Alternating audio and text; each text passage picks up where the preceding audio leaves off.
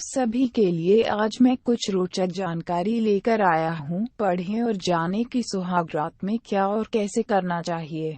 जब सुहाग रात को दुल्हन कमरे में बैठी होती है, उस समय जब दूल्हे को कमरे में भेजकर भाभियां बाहर से कुंडी लगा देती हैं, तो दूल्हे को चाहिए कि कुंडी खुलवाने के लिए थोड़ा सा निवेदन करने के बाद स्वयं अंदर से दरवाजे का कुंडी अंदर से लग दे। अब दूल्हे को चाहिए कि वह अपने सुहाग सेज की तरफ आगे बढ़े। इसके बाद दुल्हन का कर्तव्य बनता है कि वह अपने पति का अभिवादन करने के लिए सेज से उतरने की कोशिश करे। इसके बाद दूल्हे को चाहिए कि वह अपनी पत्नी को बैठे रहने के लिए सहमति दे तथा इसके साथ ही थोड़े से फासले पर बैठ जाए। इस समय में दुल्हन को चाहिए कि वह अपने मुखड़े को छिपाए लज्जा की प्रतिमूर्ति के समान बैठी रहे, क्योंकि लज्जा ही तो स्त्री की मान मर्यादा होती है। इस समय में दुल्हन के अंदर यह गुण होने आवश्यक है, जैसे अदा, नखरे, भाव खाना तथा शर्मों है आदि। हम आपको यह भी बताना चाहते हैं कि स्त्री का नाज तथा नखरे पर पुरुष दीवाना हो जाता है, लेकिन स्त्रियों को इस समय यह ध्यान रखना चाहिए कि पुरुष नखरों से निराश होकर उदास हो,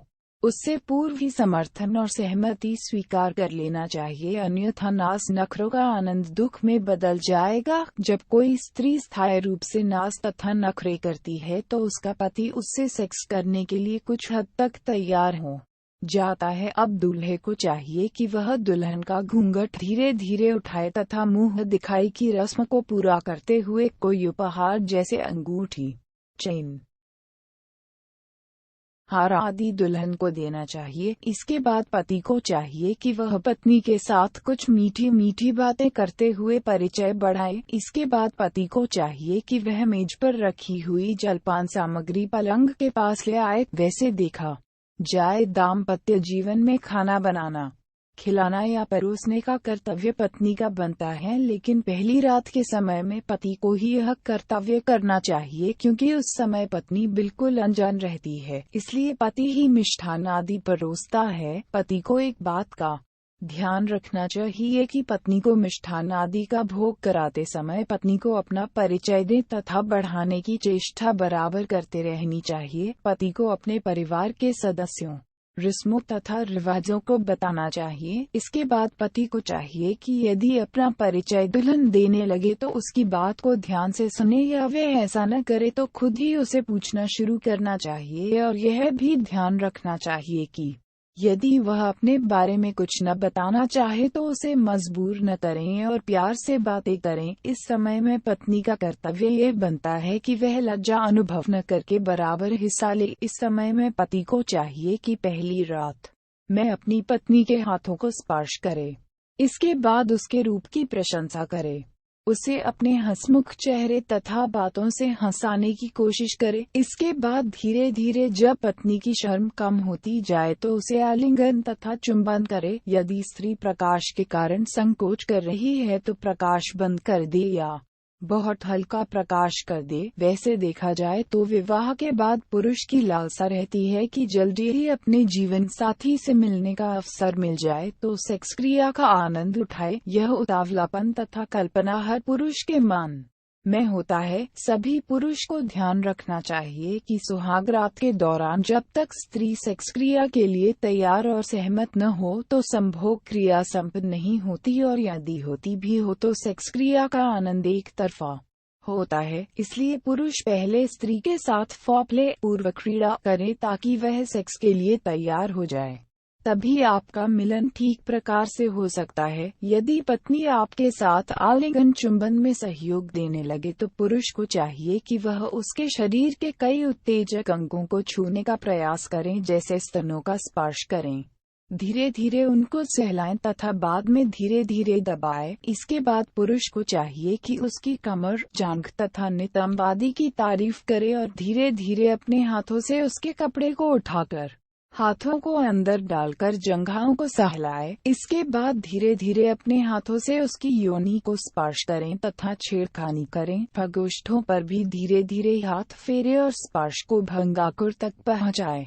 साथ ही साथ उससे कामोत्तेजित बातें भी करता रहे ताकि उसके अंदर सेक्स की आग भड़कने लगे। इस प्रकार से फोरप्ले का उपयोग करके पत्नी को कामोत्तेजना के मार्ग पर ले जाए ताकि उसके मन से किसी भी प्रकार का संकोच खत्म हो जाए। ऐसा करने से पत्नी का संकोच खत्म हो जाता है, जिसके कारण से वह खुद ही पति को आलिंगन तथा स्तनों को दबाने लगती है, अपनी योनि का स्पर्श पति से करवाने लगती है। इस क्रिया के समय में उसकी सांसें भी तेज चलने लगेंगी और कांपने लगेगी। जब इस प्रकार की क्रिया पत्नी करने लगे तो पुरुष को समझ लेना चाहिए कि वह अब सेक्स के लिए पूरी तरह से तैयार हो चुकी है। अब पुरुष को चाहिए कि अपनी पत्नी के माथे को होठों से चूमे, इसके बाद उसके होठों को भी अपने होठों से चूमे तथा इसके साथ ही साथ उसके चेहरे के इधर उधर तथा स्तन के पास के भागों को भी चूमते रहे। ऐसा करने से उसके अंदर की सेक्स उत्तेजना और भी बढ़ने लगेगी। अब पति को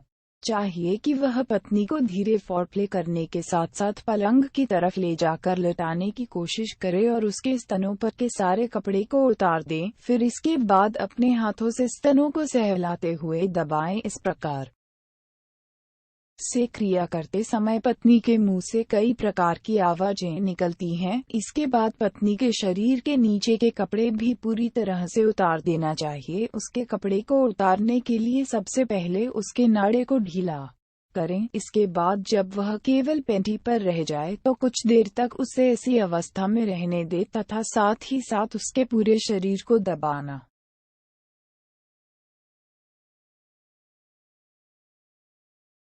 इसके बाद पत्नी के शरीर के नीचे के कपड़े भी पूरी तरह से उतार देना चाहिए। उसके कपड़े को उतारने के लिए सबसे पहले उसके नाड़े को ढीला करें। इसके बाद जब वह केवल पैंटी पर रह जाए तो कुछ देर तक उसे ऐसी अवस्था में रहने दे तथा साथ ही साथ उसके पूरे शरीर को दबाना तथा सहलाना चाहिए। इसके बाद अपने लिंग को उसके तन से स्पर्श कराना चाहिए। इस समय यदि पत्नी पति के इस प्रयास में साथ देती रहे तो पति को चाहिए कि वह पत्नी के स्तनों को और भी जोर से सहलाए। जब पति पत्नी के स्तनों को इस तरह से सहलाता है तो स्त्री को बहुत अधिक सुख तथा आनंद मिलने लगता है। इस समय पत्नी के मन में कई प्रकार के विचार भी आते हैं, जैसे मेरा पति सबसे बलवान है, मेरी किस्मत इतनी अच्छी है जो मुझे ये मिले, मेरी आज रात सारी ख्वाहिशें पूरी हो जाएंगी। और यह भी सोचती है कि यह मेरे साथ क्या क्या कर रहे हैं। इस अवस्था में कुछ स्त्रियां तो ऐसी भी होती हैं जो पति द्वारा पेटीकोट खोलने के प्रयास को रोकने का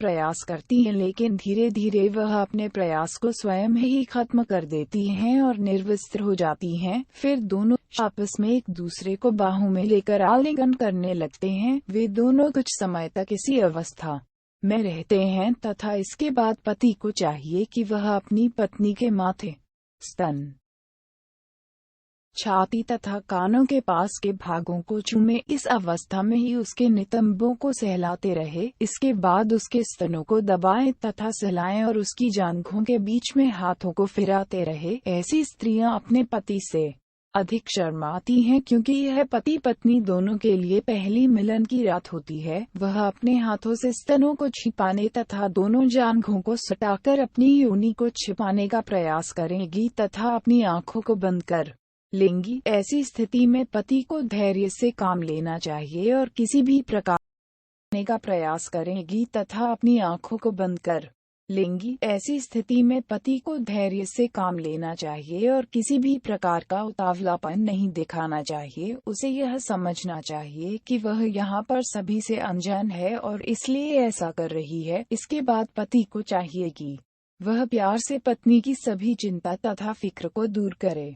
इसके साथ ही साथ फोरप्ले करता रहे। ऐसा करने से कुछ ही देर में स्त्री की योनि गीली होने लगती है और उसमें भी संभोग की कामना होने लगती है। इस प्रकार से सेक्स क्रिया करने से दोनों की काम वासना अधिक तेज होने लगती है तथा कुछ देर में स्त्री भी अपनी जांघों को खोलने लगती है। यदि किसी कारण से पत्नी में काम वासना न जाग रही हो तो पुरुष को चाहिए कि पत्नी के भंगाकुर को अच्छी तरह से सहलाए। इसके बाद अपनी 3-4 उंगलियों को मिलाकर योनि में प्रवेश करके अंदर बाहर ऊपर नीचे करना चाहिए। यह जानना आवश्यक है कि स्त्री की योनि द्वार अत्यधिक सिकुड़ी हुई होती है। इसमें पहली बार लिंग का प्रवेश करना आसान नहीं होता, बल्कि इसे आसान बनाना पड़ता है। इस काम के लिए पुरुष को पहले से ही कहीं क्रीम, वैसलीन या तेल जैसा कोई भी चिकना पदार्थ पहले से रखना चाहिए, ताकि लिंग को योनि में प्रवेश कराने से पहले उस पर चिकना पदार्थ लगा ले। वैसे तो इस समय में स्त्री की योनि और पुरुष का लिंग अपने आप ही अंतररस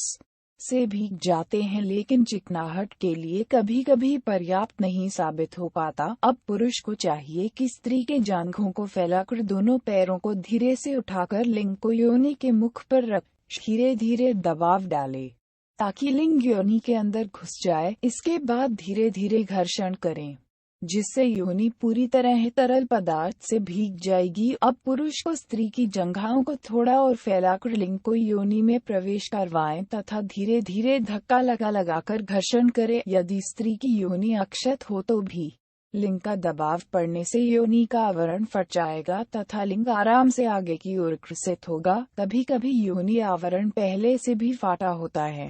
इसका अर्थ यह बिल्कुल भी नहीं है कि स्त्री का शादी से पहले ही किसी के साथ संभोग हो चुका है। ऐसा संदेह पुरुष को बिल्कुल भी नहीं करना चाहिए, क्योंकि स्त्री का अक्षत तो किसी भी कारण से फाट सकता है, जैसे अधिक मेहनत का कार्य करने, अधिक व्यायाम करने, साइकिल चलाने, दौड़ने, खेल कूद करने, सवारी करने आदि से। इस तरह से सेक्स क्रिया करने के दौरान थोड़ा सा आराम कर लेना चाहिए। इस बीच में स्त्री से प्यार भरी बातें करें। इसके बाद फिर से योनि में लिंग को प्रवेश करा के धीरे धीरे घर्षण चालू करते हुए ज्यों ज्यों उद्वेग बढ़ता जाए, घर्षण की गति को बढ़ाते जाना चाहिए। जब स्खलन होने लगे तो भी लिंग को योनि में रहने दें, क्योंकि स्खलन के बाद भी लिंग का योनि में रखना स्त्री को सुखानुभूति प्रदान करता है। अधिकतर सुहागरात के समय पुरुष अपनी कामोत्तेजना को शांत करने के बाद यह नहीं देखता है कि मेरी पत्नी भी संतुष्ट हुई है या नहीं। यदि स्त्री संतुष्ट हो जाती है तो उसका शरीर ढीला पड़ जाता है,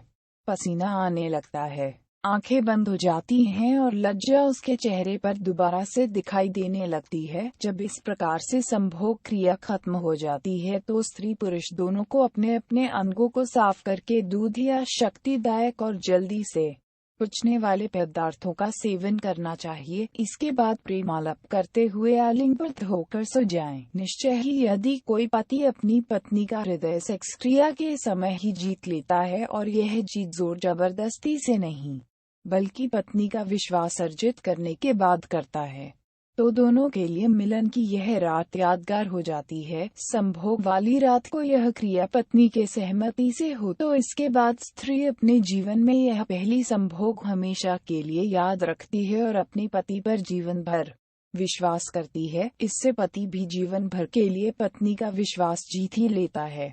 दंपति का पूरा जीवन सरसता के सागर में क्रीड़ा करते हुए ही गुजरता है। आज के समय में परिस्थितियां इतनी अधिक बदल चुकी हैं कि पहले की तरह शादी के बाद 10 रात्रि तक बिना सेक्स क्रिया के रहना सहज ही संभव नहीं रहा है। फिर भी पहली मिलन की रात या सुहाग रात को पत्नी के सहयोग से ही यह क्रिया पूर्ण कीजिए, बलपूर्वक नहीं, क्योंकि इससे आपका वैवाहिक जीवन तबाह हो सकता है। आपको मेरी ये दिलचस्प सेक्स ज्ञान की बातें कैसी लगी?